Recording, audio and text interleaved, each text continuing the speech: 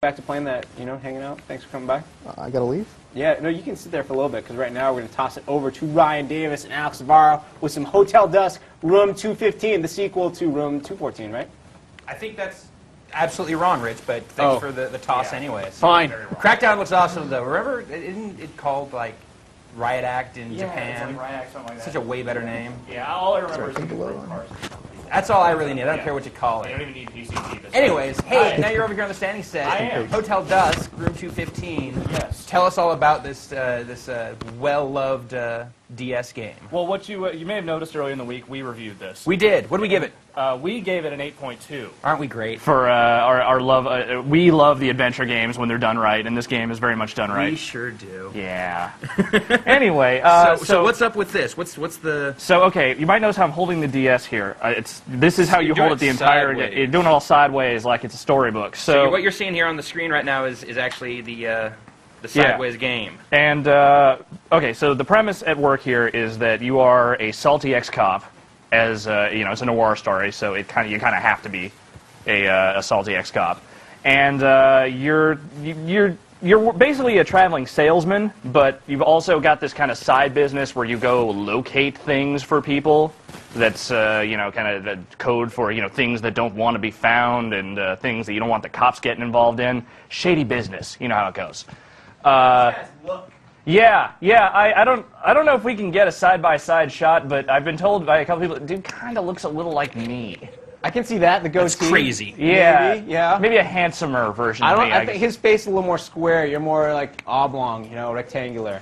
Thanks. I think it's the goatee that's it's the chin goatee, and I kind of had hair like that for a while in the 80s. But so You're Kid Kyle Hyde, and you get sent to this hotel called Hotel Dusk in the middle of the Southwest, and you're just there to pick up some items or whatever, but secretly you're kind of on the hunt for your ex-partner. Your ex-partner who you shot 3 years ago. No. Yes, intrigue. And, so I'm getting a real kind of Raymond Chandler, kind of like 40s mystery noir, like detective story, kind of gumshoe thing. Well, no, it's set in 1979, so you're totally wrong. But is that vibe at all accurate? Absolutely. Okay. Yeah. It's I don't. What was it? Tex something. There was like a series of adventure games for the PC. Tex Bradley, something along the. I have no idea what you're talking There were like about. these PC adventure games called Tex something or other, and it's kind of like that, but more So I mean, obviously, this is all just a lot of text that we're seeing right here. That's most of the game. This is a very story-driven game. Very story-driven game. You spend the bulk of the time wandering around the hotel, talking to people. Having conversations, sort of trying to pick up the sort of half-truths and lies that people are kind of spitting at you the whole time, because everyone there has some sort of dark secret. Of course. And you have to uncover that dark secret in order to progress. But then there's also a few adventure game puzzles here and there, and if I can get past this girl...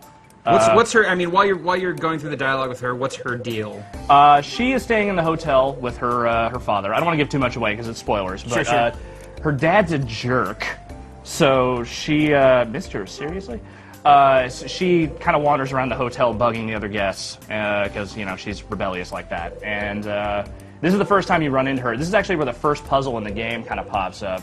If I can just get her to stop talking. James Sock in Seattle wants to know, are the puzzles difficult, and how many are there? Some a little too tough for you, huh, Alex? Yeah, I guess. Yeah. What's that mean? There are some tough. There was a puzzle that Alex was having trouble with, and in about 2 minutes I was able to crack it, and that felt pretty good. Yeah. Let me say. I hate you. I just want to point that out.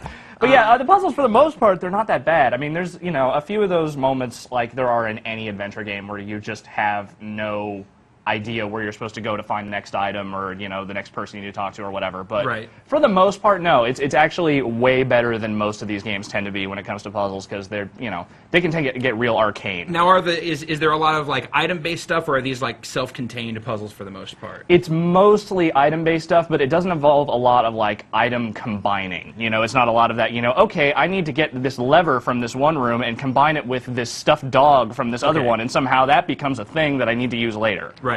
It's a lot more logical than that, because you're in this hotel. It's middle of the 70s. You're not tying cell phones to cats or whatever. It's just hey, check it out. I found this thing in the waste paper basket. I probably need this later. So what's going on here now? It says puzzle. What puzzle? Okay, here we go. We're getting there. We're getting to the puzzle. A puzzle. I don't believe you. A puzzle.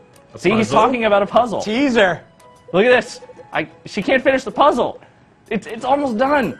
Oh. I will say my favorite thing about this game is the art style. It's so the all the graphics. characters have this weird hand-drawn aha take on me. Dude, you stole my question. Sorry. Find another question. Alex Gallup. Bell from Great Britain wants to know, even though this game's in the 70s, does Aha feature in the soundtrack, or is there any Take On Me reference other than the one Ryan Davis just made? No. Wow, that was a quick question. Yeah, It's the 70s. There was no augmented it. aha in the 70s. Fine. All right, here. Well, let's- I'm about to help. I'm about to do this. This is a challenging puzzle. This is very hard. BJ Brown in Portland, Oregon wants to know, can you actually tie cell phones to cats? Not in this game. Okay. There are other games, adventure games from the past that have let you do that. Okay. It's What are you legendary. referencing there? I totally I'm trying to remember the that. original game it was in, but like a game that came out last year let you do that. It was like Secret Files Tunguska or something, like in a weird nod to the first game that did that, had that puzzle. It was crap, but yeah. Okay, here we go. Give me the puzzle. Oh, all swirly. First puzzle. All right. What is that, a bunny? Yes. Deja vu. All right. Yeah. You kind of gave away my surprise a little bit. I got to tell you. So yeah. Upper left, dude, up. No, it's part of the roof. That's right. It's part of the roof. So I go up here, and then there's this, and then I just gotta Spin it around, dude, that's the It's upside diapers. down. It's upside down. There you go. Yeah, he's in a diaper for some reason. And all right.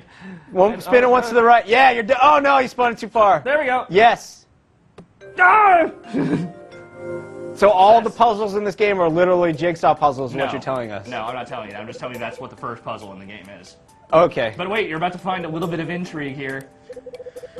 Or don't, whatever. I don't care. It's an adventure game. This is going to go on like this for quite a while. There's a lot of dialogue to sift through. But how? I mean, it's heavy on the story. It's heavy on the dialogue. What's the quality of the story? It's actually really good. It's surprisingly well written. None of the characters are just like weird caricatures kind of thrown in just to keep the story moving. Like they all have a certain level of depth to them. You know, talking to them, they don't sound like idiots. They all have their own personal inflections. There's more to their story than they're letting on. So Would you say that people that were fans of, say, something like Phoenix Wright, Yes. this would be a good fit for them? it's like a much slower Phoenix Wright, much Okay. less heavy on the anime isms and whatnot. But Sure.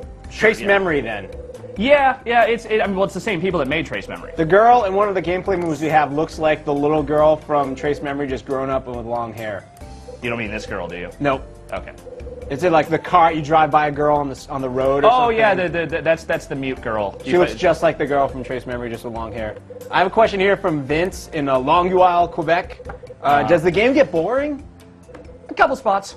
Couple Yeah. little spots in the middle where it kind of drags a bit, and there are times it's a little slow. There are times, yeah, it's a very slow game. There are a couple of times where the dialogue probably just goes on longer than it needs to, but for the most part, there's very little of the dialogue that doesn't really fit with the overall scheme of the story. There's not a lot of superfluous stuff there, and every once in a while it drags down. But if you're the kind of person who likes a slow story, something that kind of slow burns, builds up over time, then you're not going to have a problem with that. But at good all. payoffs as well. Yeah, to all very the good build payoffs. up. Excellent. Yeah. I have one last question.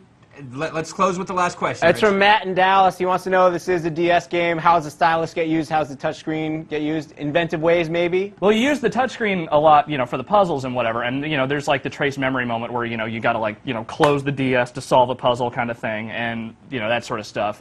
Mostly, you're just using it to guide dude around the hotel. Now when I play this game, I'm just going to do that on every single puzzle. Like this, Now just to that- see if now- it solves it. Now that I know that is an option. Yeah, there are a couple that'll do that. Not all of them. Sorry. Sweet. Yeah. So Hotel Dusk, room 215, we gave it a nice high score, an 8.2. In stores now. In stores now. Yeah. Alex Navarro, thanks for coming by and showing us